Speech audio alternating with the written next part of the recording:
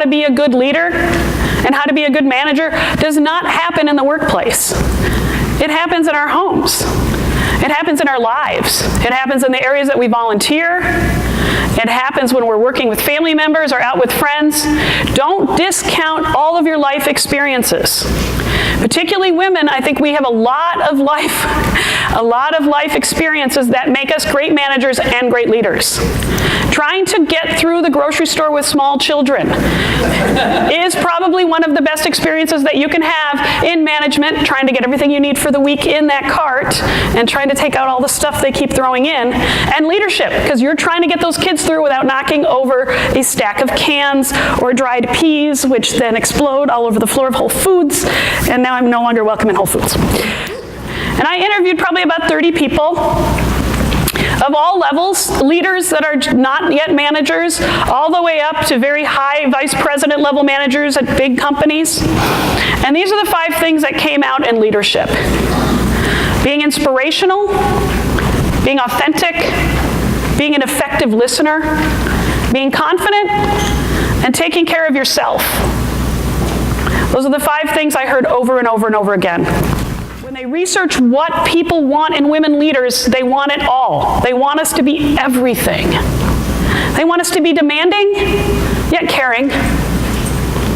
They want us to be authoritative, yet participative.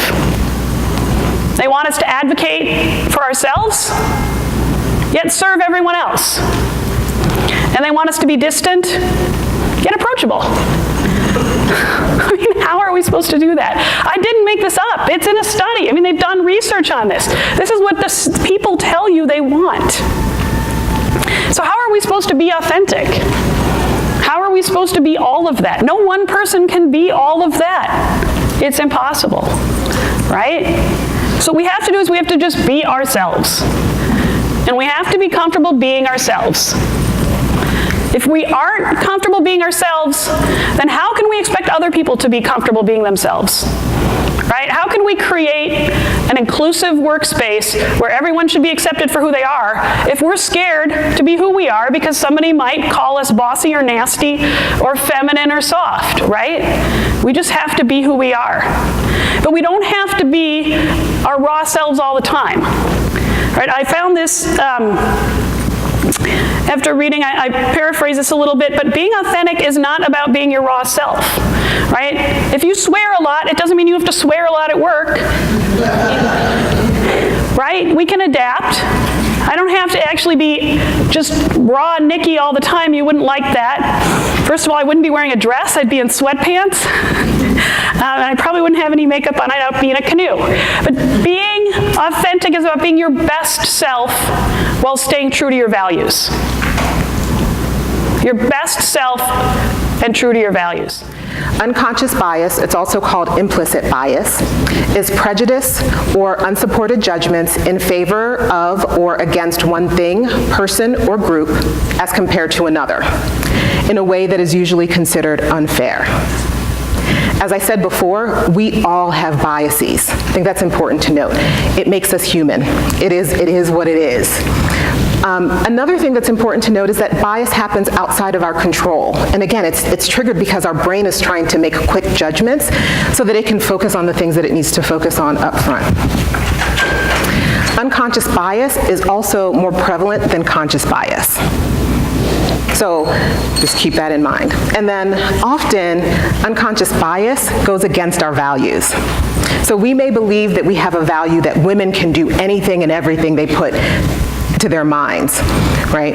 But only about a third of the room said that they thought that a woman CEO of a tech company was a CEO of a tech company, right? So it doesn't always happen that our values align with our biases. And then the last point that I want to make is that unconscious biases are malleable. They can change. So once you recognize that you have a bias, you actually have the ability to make a difference and to not let that bias actually change the way that you act around people or your behaviors. First tip is know yourself and know your biases. I think some of you have already started to think about the areas where you might have some bias.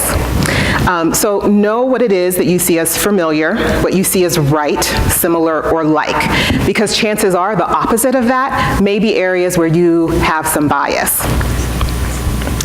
The second point is that you should know your values. Right? Your values are what helps you to guide how you will react in difficult situations. They'll guide your behaviors. So for example, in my case, one of the things that is very important to me is equity and speaking truth to power.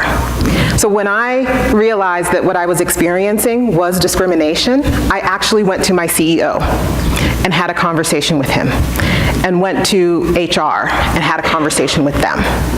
That might not be the perspective that everyone chooses to take, right? But if you know your values, it will help guide you in terms of what you decide to do. Another reason that it's important for you to know your values is so that you can speak up when the time comes. I think a lot of times we're sometimes taken aback by some of the things that we end up experiencing, and so we're not prepared to act in a way that we might think of in, later in hindsight that we should have acted. Like, I should have said this, I should have done this. And if we think about and listen to some of the people who are around us and the experiences that they've had, it lets us know how we can then think about acting. Most of us assume when we're at work, we're known by our knowledge, our skills, and our abilities. In many ways, this is very true. That's what's on your resume. That's a lot of times what gets discussed at a performance review. You might have it on your LinkedIn profile. If you go to a networking event this week, you'll be like, hey, I'm so-and-so. I have a certification, I have this degree, this is my background. And that's great. But many times, one of the things that affects us a lot at work, in addition to our knowledge and our skills and abilities, is how our behavior is perceived. An effective discussion of behavior is called behavioral coaching. And I gotta be honest with you, most managers are awful at this. So if you work with a manager who's awful at it, so in other words, when they have those behavioral conversations, you're cringing, or if you work with a manager who avoids it, as many managers do, you may have no real idea how your coworkers, how your managers perceive your behavior. What are you saying to yourself about yourself? Do you have strengths that you overuse to the point that they may become weaknesses? What good habits are like old friends? They've helped you in the present, but they're not going to help you in the future. Do you have any misconceptions within your career that you can address? And what steps will you take to make a change going forward?